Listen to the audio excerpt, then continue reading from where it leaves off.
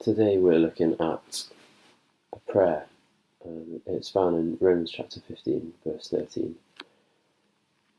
May the God of hope fill you with all joy and peace in believing, so that by the power of the Holy Spirit you may abound in hope.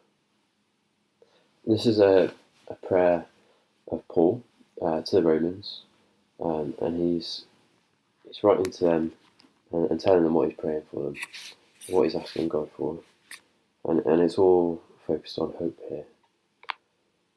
And Paul begins by reminding the Romans where hope comes from, that God is the God of hope.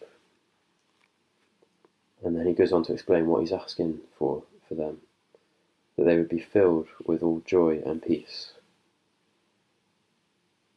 And he goes on to explain where that joy and peace comes from. It comes from believing, from faith. And how is that faith possible? Well, it's by the power of the Holy Spirit. Our faith is not something we've conjured up ourselves. It's not something that we've willed for ourselves, but it's by God's power in us, isn't it? By Him giving us His Spirit, we've been given the gift of faith and belief in God's promises. And so, by believing in those promises, by trusting in them, the result of that is joy and peace, Paul says. And then he goes on to say that the result of that is hope as well, because those two things are intertwined, aren't they, in faith and belief and hope.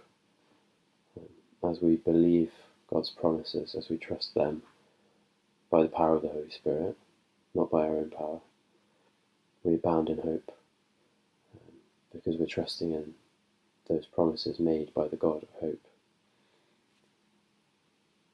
And so this prayer is a powerful prayer, that hope would be increased by God's power through the Spirit, filling us with joy and peace, increasing our faith in His promises. And so it's a prayer we should be praying for one another. So it's my prayer for you today.